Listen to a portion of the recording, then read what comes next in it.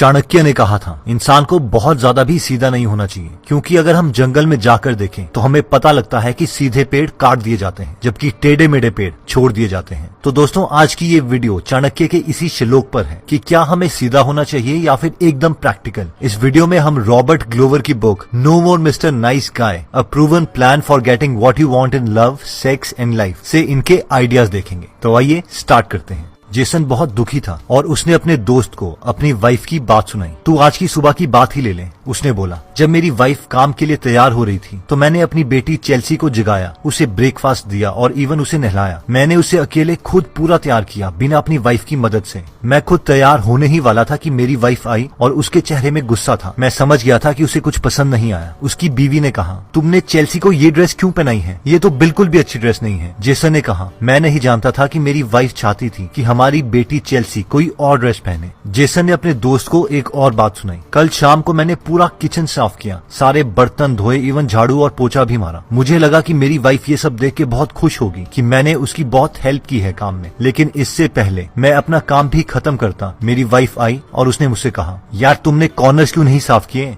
अभी तो मैंने पूरा काम भी नहीं किया था। और मेरे काम को अप्रिशिएट करने के बजाय उसने मुझे डांट दिया। मेरा सारा मूड खराब हो गया। रॉबर्ट ग्लोवर बोलते हैं कि जो भी मिस्टर नाइस बनने की कोशिश करता है उनके साथ ज्यादातर ऐसा ही सलूक होता है। अब हमें लगेगा कि मिस्टर नाइस होना क्या बुरी बात है। ऑथर के मुताबिक ये बुरी बात है, क्योंकि रॉबर्ट कहते हैं कि वो सारे लोग जो सोचते हैं कि अगर वो अच्छे रहेंगे और सबके साथ अच्छा करेंगे तो उनके साथ भी अच्छा होगा और उनकी जरूरत के टाइम में सब उनकी हेल्प करेंगे और इसीलिए उनकी लाइफ परफेक्ट रहेगी। पर रियलिटी में ऐसा कुछ नहीं होता। अब ऑथर के according so called nice guys actual में नाइस नहीं होते। अब आप पूछेंगे क्यों? तो इसका जवाब देने से पहले हम देखते हैं कि नाइस गाइज खुद की कैसी इमेज शो करते हैं। 1, नाइस गाय प्रिटेंड करते हैं कि वो केयर टेकर्स हैं। जो लोग अपने को नाइस समझते हैं वो और लोगों की मदद करने लगते हैं, औरों की प्रॉब्लम सॉल्व करने लगते हैं, फिर चाहे औरों को एक्चुअल में हेल्प चाहिए भी ना हो। सेकंड, नाइस गाइज औरों के अप्रूवल के लिए वेट करते हैं। नाइस गाय कोई भी काम तब करते हैं जब उन्हें लगता है कि दूसरा इंसान इससे खुश होगा। अगर दूसरा इंसान किसी चीज से ना खुश है तो वो उस काम को अटेम्प्ट भी नहीं करते, स्पेशली विमेन के साथ रिलेशनशिप्स में। Third,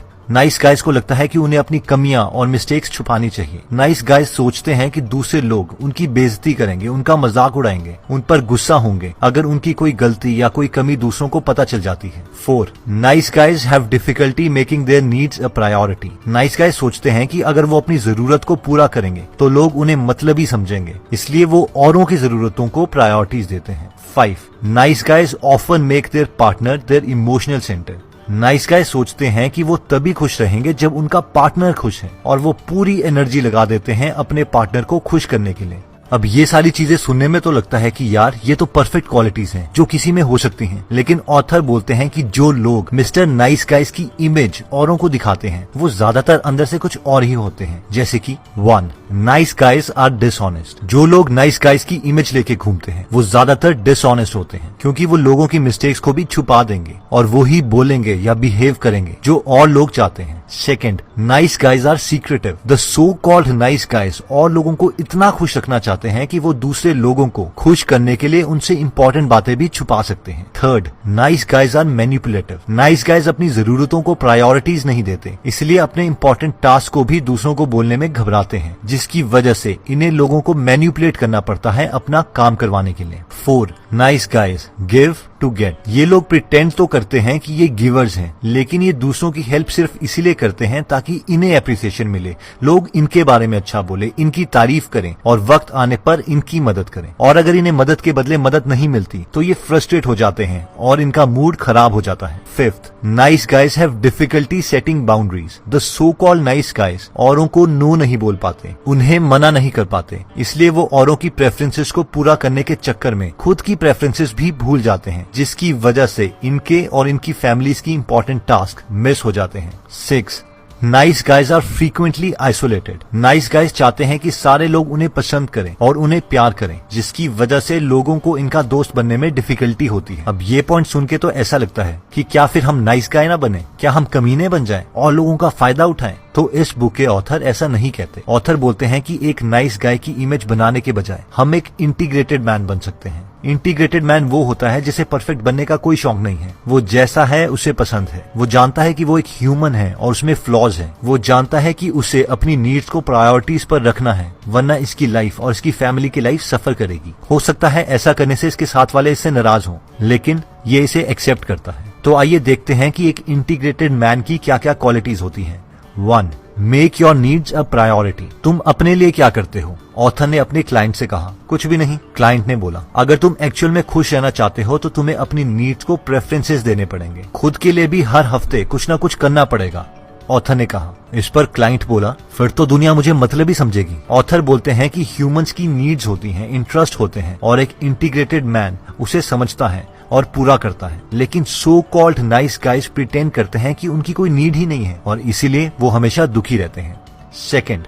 learn to please the only person who matters. Author के एक क्लाइंट ने ऑथर को बोला, मैं एक गिरगिट की तरह हूँ। मैं जैसा इंसान होता है उसके अकॉर्डिंग अपने को चेंज कर लेता हूँ। अपने स्मार्ट दोस्तों के सामने मैं एक बड़ी वोकैबुलरी यूज करता हूँ। अपनी माँ के लिए मैं एक प्यारा बेटा हूँ। अपने डैड के साथ मैं स्पोर्ट्स खेलता हूँ। लेकिन सच बोलूं तो मुझे पता ही नहीं कि मैं असली में हूँ कौन। अगर मैं लोगों को खुश नहीं कर पाता तो मैं एकदम अकेला फील करता हूँ। और सबसे बुरी बात तो ये है कि मैं अकेला ऑलमोस्ट हर वक्त ही फील कर रहा होता हूँ। ऑथर बोलते हैं कि नाइस गाइज के साथ ऐसा ही होता है। वो सबको खुश करने के चक्कर में अपनी लाइफ के सबसे इम्पोर्टेंट इंसान को खुश नहीं कर पाते, और वो इंसान वो खुद है। 3. Get the life you want, discover your passion and potential in life. Imagine कीजिए कि आपके पास इतना पैसा है कि आप जो चाहे वो कर सकते हैं। तो अब आपसे कुछ सवाल हैं। आप कौन सी जगह पे अपना घर बनाओगे? अपने फ्री टाइम में आप क्या कर रहे होंगे? आप क्या काम करना चाहोगे? आप अपना घर और एनवायरनमेंट किस तरीके से चाहोगे?